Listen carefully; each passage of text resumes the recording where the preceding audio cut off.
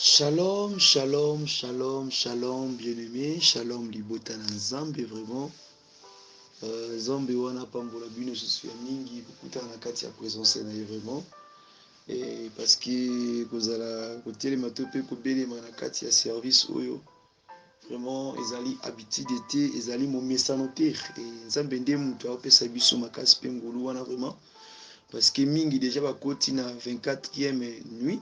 Sous baza na 23e nuit. Donc toujours banda pe toujours kende vraiment na kati ya 24e nuit vraiment par la grâce de Dieu ainsi que nous sommes là vraiment pour nous continuer pe service aux Nzamba pesaki biso vraiment depuis bandeli ya premier jour na biso ya mois ya juillet tu na tango oyo tokoba kaka na kati ya service oyo vraiment Nzambe wana pambolo ya mingi yo mutu nyonso oza kose donner kose mettre na kati ya service oyo koluka Nzambe en esprit et en vérité car ce n'est pas facile vraiment. Et je crois à un Dieu vivant, un Dieu qui peut tout, un Dieu qui pourvoit tout, un Dieu qui est grand, submerveillé, un Dieu qui est le comparable Dieu, un Dieu qui est le roi des rois vraiment. Et parce qu'il est digne de cela vraiment, et n'a pas quoi les lois Nzambe wana abongi na makomisa manae, et à Nzambe makoki o ezanga ndelo vraiment. Yango wana topesaka yese merci. Topesa ye kaka se matondi parce que nde aza papa ya bana vraiment papa ya bikolo toza na moto mosusu te kaka se ye kaka ye nde kaka mokonzi ye nde kaka nde mobikisi vraiment nde yango wana vraiment yango bisika ezwami opesa na voisin na shalom yebisa voisin to mwana to pe papa bana bozana to mama ya bana apesa ye shalom yebisa ye shalom kimi ya Nzambe ezala kati na yo soki mpo oza na ndeko wana epesa ye mpe kaka mbote na nkombo na Yesu parce que kokoma vraiment na mokolo oyo eza facile, ce n'est pas facile touti mosika kokoma tina stade na point où vraiment donc c'est la volonté de Dieu, c'est Dieu qui a pourvu. Donc lelo vraiment zo senti kaka esengo Nzambe ezo matakati na vraiment etinda nga na lobaki azaka malamu aza merveilleux yaza digne yaza le comparable Dieu, il est le roi des rois, le maître des temps et des circonstances vraiment. Et sans plus tarder, toujours continuer car le même message autobandaki nango. Et on a un grand thème où les alliés étaient l'amour et je m'excuse, et la miséricorde de Dieu sur son peuple vraiment. Vous comprenez, dans l'enseignement, on était sur l'amour est le chef de l'église vraiment. Donc, Yangwana, nous avons la même pensée, donc parce que j'avais parlé vraiment sur l'amour et le chef de l'église. Donc, dans un peu, on a été. Il y a un thème où les alliés étaient la miséricorde de Dieu sur son peuple vraiment. Ainsi qu'un peuple qui écoute la voix de Dieu. C'est que j'avais vraiment parlé et je continue toujours à parler, c'est cela. Et dans la 17e, dans la 18e partie, bar R, donc je vais continuer vraiment. Dans le même paragraphe, dans le même message. D'abord, nous allons aller lire la Bible, tout le temps, on a commis ensemble, vraiment pour que ça puisse sous inspiration.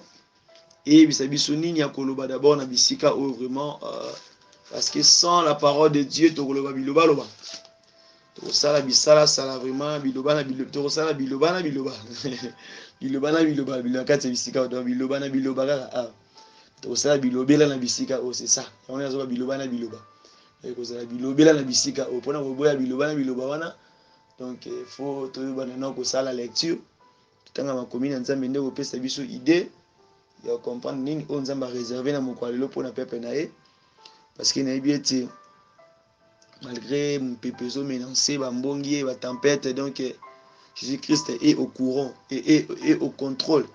Donc, il est aussi au courant de tout. Donc il est au courant, il voit tout, il connaît tout. Donc nous sommes là comme bato a placé kaka na melia balu ye mo totala pe ayebi ke tout ça na kati ya balu wana vraiment tokokwesa ba to kobongisa mate vraiment c'est ça.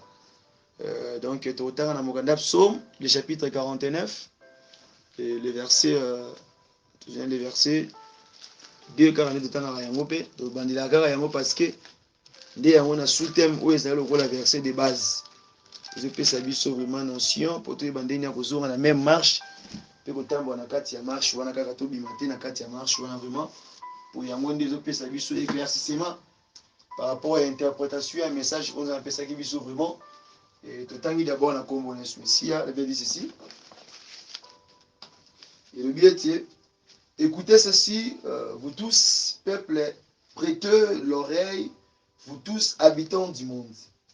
Petits et grands, riches et pauvres, ma bouche va faire entendre des paroles sages, et mon cœur a des pensées pleines de sens. Je prête l'oreille aux sentences qui me sont inspirées. J'ouvre mon chant au son de la harpe. Pourquoi craindrais-je au jour du malheur lorsque l'iniquité de mes adversaires m'a enveloppé? La parole de Dieu, Tokesuna Mokanda, Jérémie, le chapitre 23, le verset 13, Natangina Kombona Esu. Dans les prophètes de Samarine, je vis de l'extravagance.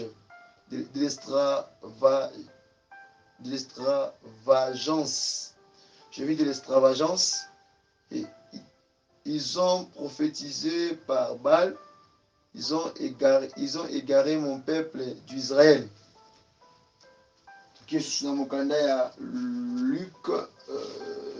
Luc le chapitre 12. Luc le chapitre 12. Lisons dans Luc le chapitre 12. Luc le chapitre 12, le verset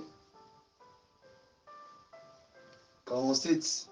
Le serviteur qui, ayant connu la volonté de son maître, n'a rien préparé, n'a pas agi selon sa volonté, sera battu d'un grand nombre de coups.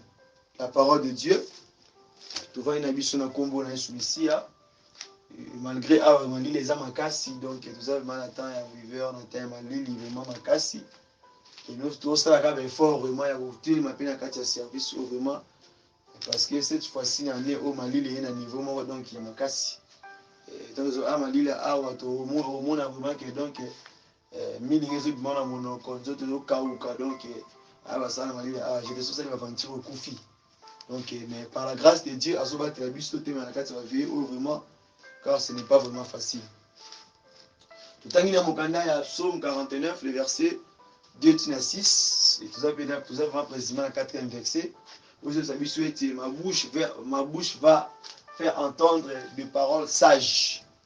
Donc, nous allons continuer dans le même message.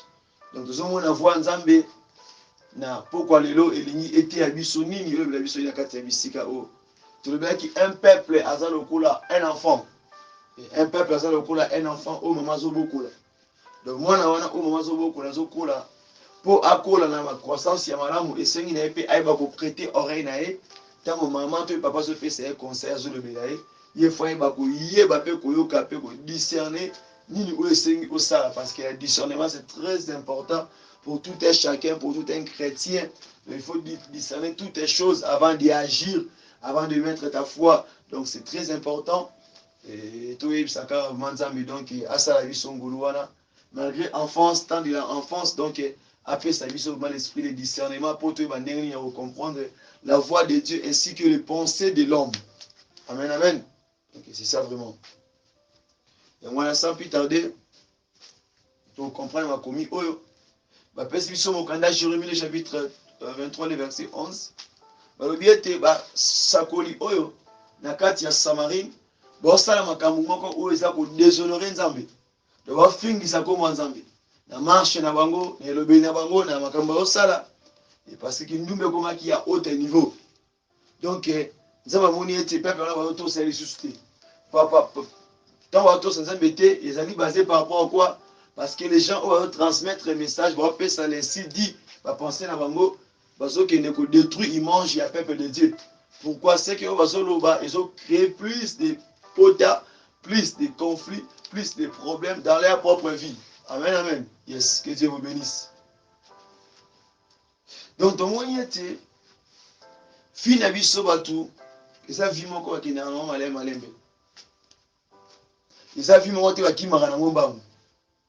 Ils avaient watambola na malembe parce que koloba ete abiba prophète oyo bazako extravagance donc bazako sala makambo oyo ezali bizarre donc oyo eza malamu te liboso na Nzambe bazako déshonorer Nzambe donc abieti amoni bango na kati ya Samarine amoni bango na kati ya Samarie. Lorsqu'il y avait aussi un jour, quand on a kati ya Samarie, il y avait des gens au Batelemaki pour être bâti hôtel. Et il y avait aussi des prophètes, où bayebaki baki na relation malamu na Nzambe. Mais bandimi ete bamikomisa na bango ba créature mususu. Bandimi ete bakota na bango na kati ya mystère mususu. Ba abandonner chemin ya Christ. Alobi ete ba prophète wana bafingisaki image ya Israël. Parce que oyo bandaki koloba baza ko séparer, baza ko longwa musika ya bato mususu. Donc na pokwa lelo bele mesengi na yo o comprendre eloko moko ke Yesu aza na posa na biso tozonga na boko na ye na pokwa lelo. Tozonga suye pa s'attacher sur na bolingo na ye toluka ye vraiment avec un sincère. Parce que alobi ete si vous approchez de Dieu, et Dieu aussi va faire quoi? Va s'approcher de vous.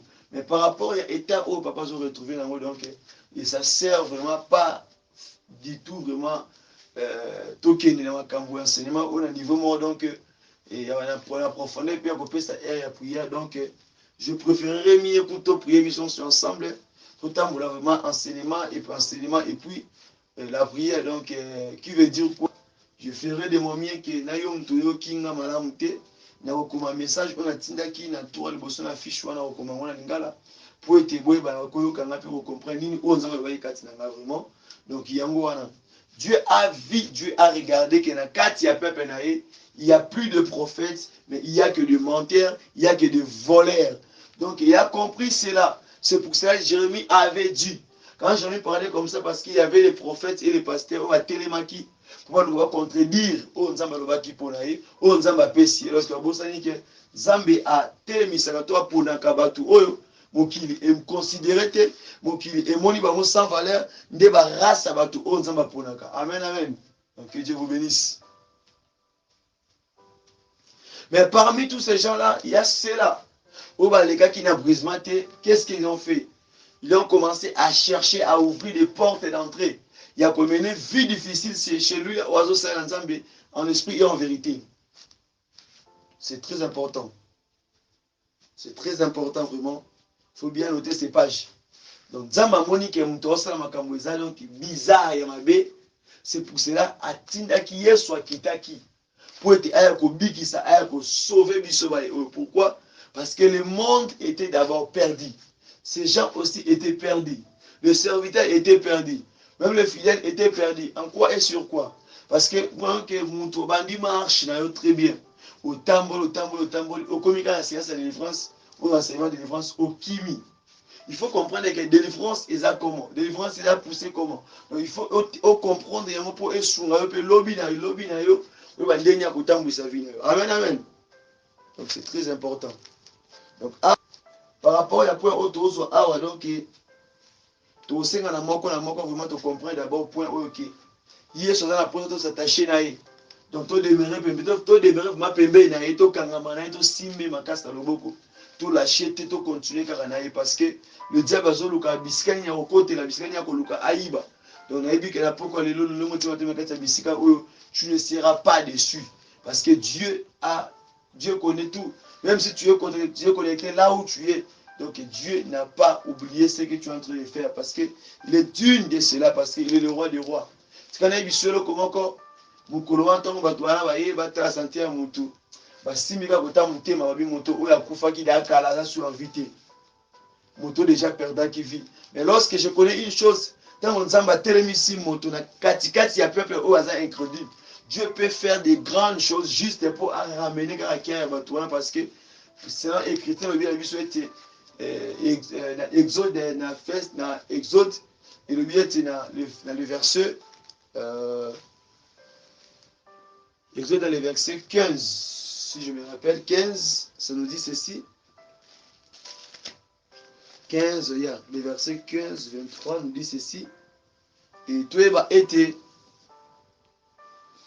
vas être comprendre kasi kati ya biso to pe kati ya basako to mona basakoli elongo na enseignement na bango batu wana bakoma déjà mosika balongwa na présence ya Nzambe babeta même libaku babunga même na nzela yango wana poko lelo bien aimé ete soko kozwa position nini soko la position pour le belaka Nzambe ke Nzambe na zongi na makulu na yo na zongi sepa na yo papa na ko réparer na ko bongisa ba faille ba erreur na na nyonso na sala ki papa na reconnaître yango na zonge pa na yo Seigneur papa yo ba suna ko limbisa na pe na ko petola nga Seigneur quand on a fuka maratango nyonso Seigneur ko belo ko moko ke na so ko problème na ngai ba défaut ba difficulté na nga nyonso na kita mabolongo palo parce que ningi ete yo nde auto mama yo mokili ekita na 7 ans donc yo tombami qui veut dire que ma vie aussi sera bien le poulet aussi sera bien vraiment qui veut dire que nzambe na sengi pa na yo yo ba kosemba loboko na yo yo ba kosala nga pe ngulu Seigneur le jour J Seigneur na pe la différence Seigneur ya ba ona kuta na kati ya nzela wana ata ba tama mabe Seigneur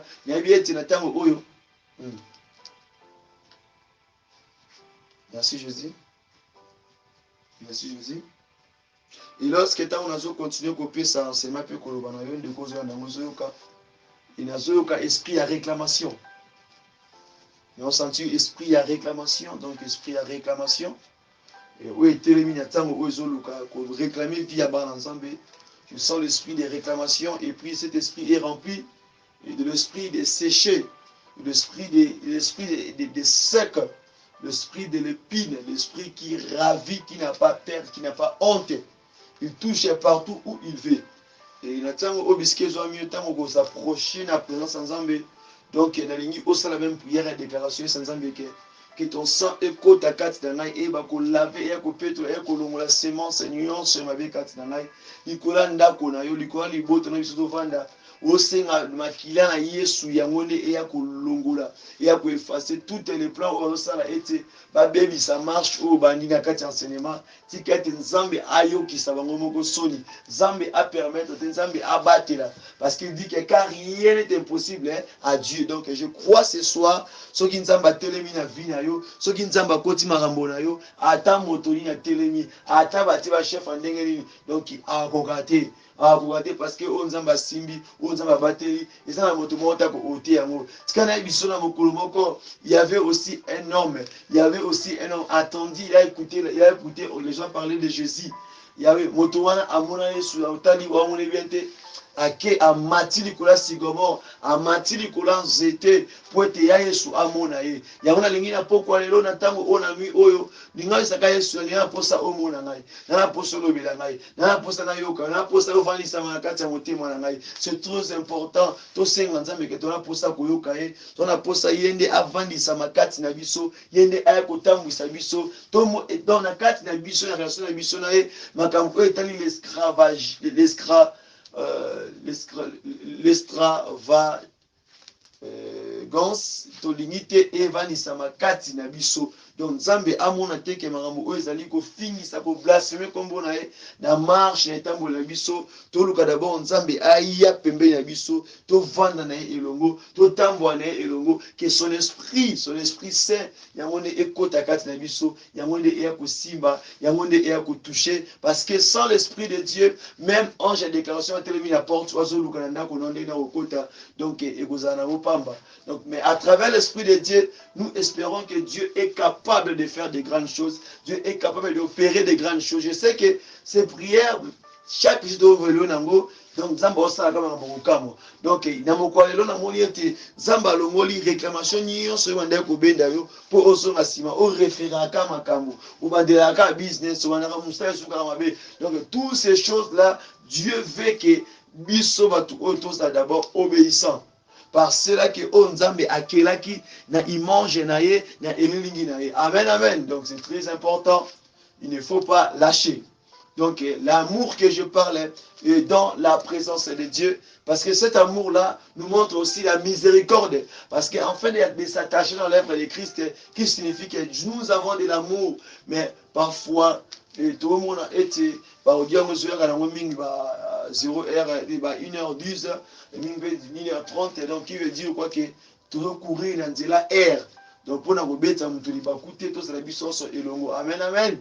Donc c'est très important. To bele ma côté ça rend nzambe ke to epa na yo, to nito zongi sa intimité ya biso na yo. Papa to boy to linga to boy ko mona l'extravagance na kati ya mo na biso ndo mona la différence.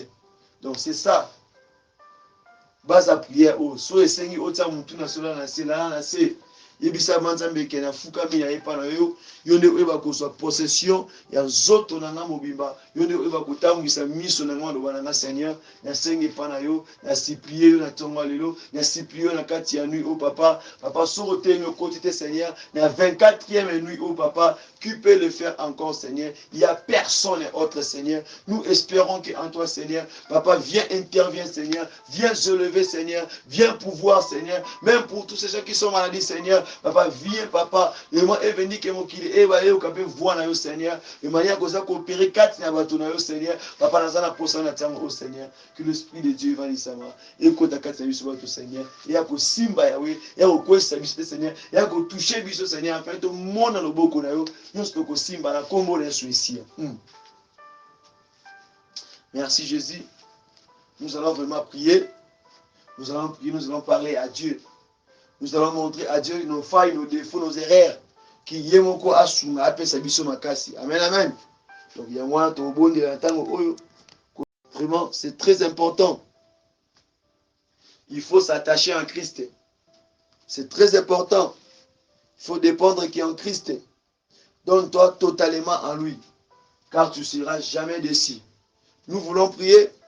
Nous voulons entrer dans la prière malgré tout bon si quelques minutes. Ah ouais. Et ton air mais l'audio est kota quitté et kataki yango moko automatiquement. Et tout ça ensemble après sa biso makasi à fortifier à sunga biso à laisser biso parce que mingi o akufi to l'équipe mo ya loko monter nzambe ne apesi biso paiement nzambe ne abateli biso nzambe ne alingi biso l'Éternel Dieu nzambe na nzambe na kembo tout ça na posa li sungi pe de na yo yo yaka o yako assister yaka yo telema na kombo na shomashia to so ebisa nzambe to kota bana kata lo sambo to isa nzambe ka tango oyo to na posa aide pe assistance na ye soki ya lobité soki ya salité nani moswa ko telema to moniter likolo pe na se to benga nzambe to lobela nzambe na tango oyo yende aya ko pouvoir yende aya ko telema yango bisike zo miyo bondela bisike zo miyo banda ko lobela nzambe ke papa na supplie na tango oyo na posa aide na yo nzambe oyo bi ko renouveler nzambe oyo ba ko zongisa biloko ata to bungisa yo za makoki ya ko pesa ngo Seigneur et j'espère à cela et j'espère à cela et j'espère à cela et je crois à cela c'est ainsi que mes joyeux anniversaires tika su nzambe wana ay ba ko bomba yo ay ba ko batela yo na plus de l'année où Abakiselio, la plus une année où ajouté sous Katinayo, Tikanzambewana, Abomba, contre toutes les risques des diables, aux à invisibles, aux à intouchables, donc l'onction du Saint-Esprit, où est Tambola qui n'a Élysée, où est Tambola qui n'a Élysée, à ça, il y a double, qu'on est quand même moto, où est Tangissier, qu'on est quand même moto, où est Zakama Konae, il y a les Metikana Bisayo, il y a celle-là où on finit sa combo sur ma casse, où on finit sa combo sur ma casse, donc il va commettre un point qui me date à l'habiter. Pourquoi Dieu peut rien dire, Dieu peut rien parler. Mais Dieu m'avait dit ceci. Et on se demande que l'église pourquoi pourquoi parce que le peuple était moto solo la formule nyonso la vérité na lolenge nyonso. Donc c'est très important to bisaka nzambe ke tango oyo to zongi se pana ye nzambe wana aya ba biso na bisika oyo to bisa nzambe na kombo na Yesu.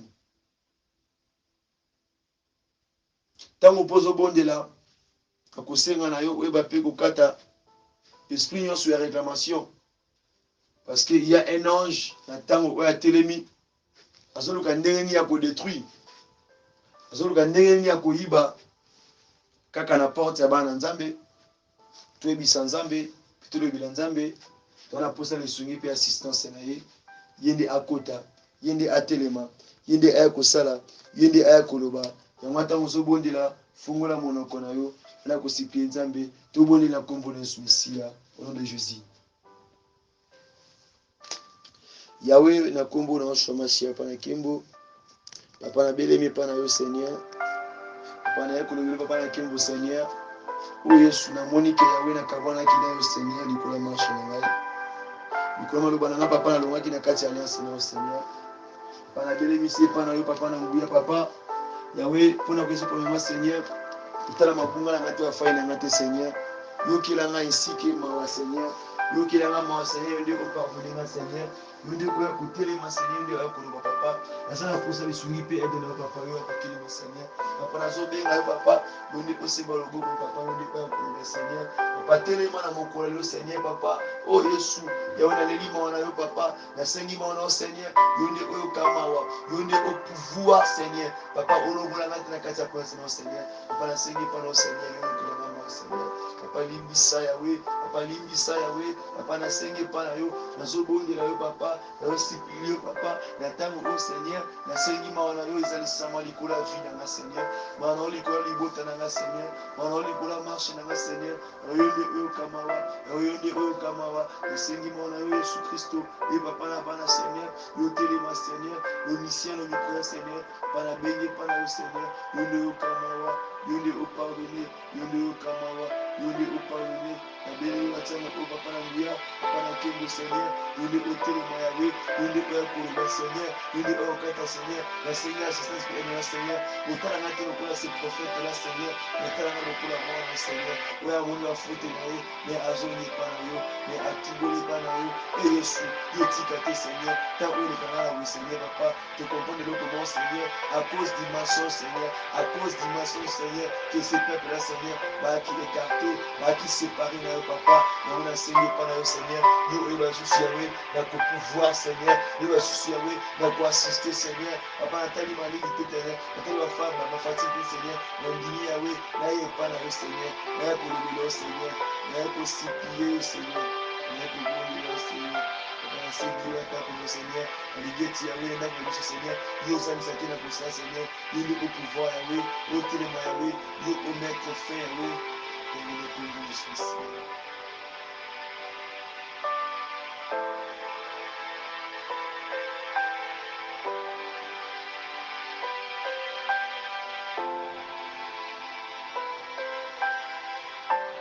Merci Jésus.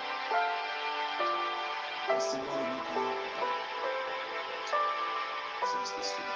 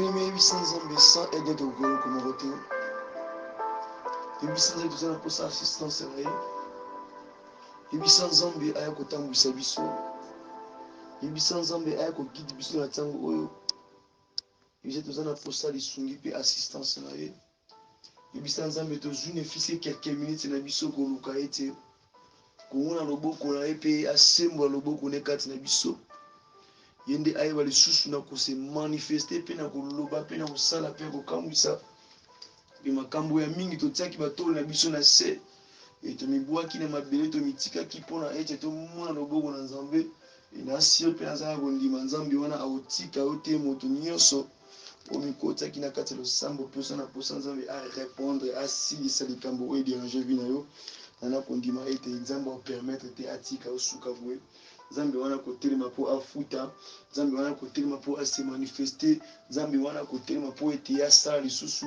parce que je crois à un Dieu vivant qui est prêt à assister, qui est prêt à faire tout dans ta vie. Et nzambe wana aza nzambe na nguya yende abongi nango l'éternel est Dieu le Dieu tout-puissant yaza malamu mingi sika lisusu azwa lokumpe masanjoli na kombo na Suecia nzambe apambola bino.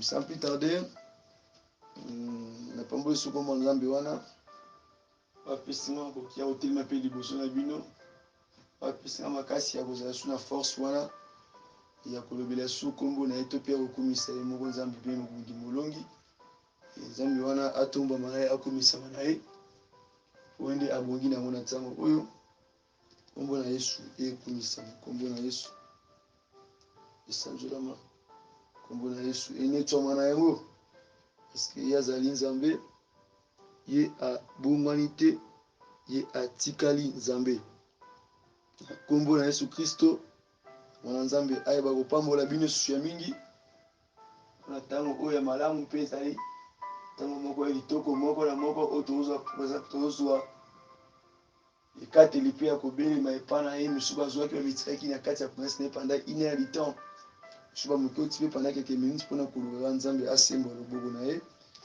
yango wana tokokende kobondela tozoyebisa nzambe na ntango oyo nzambe toyepa na yo topesi yo nsima tuni topesi mpe merci mpona ntango oyo na vi kopesi biso na kati na bisika oyo na nkombo na yesu mesia topesi matondi bondela bisika ezwami yo père de gloire na nkombo na yesu mesia topesi yo merci na makambo ya seigneur kumisa masino mpe nzambe na kati na bisika ya seigneur topesi yo merci mpo nde obongi nango seigneur otambwisi biso na prière au seigneur kino na nuit au seigneur c'est par ta grâce tomoni loboko no seigneur yango tomboli nkombo na yo zwa lokumu mpe masano na bisika au seigneur yo nde obongi nango nde mérite na yango na kati na bisika au seigneur totelema parce que tu es parce que tu es Dieu seigneur kumisama na yo sanjolama na yo na nkombo na yesu mesia mpo ozali nzambe tika ete nkombo no ezilobela betonoma.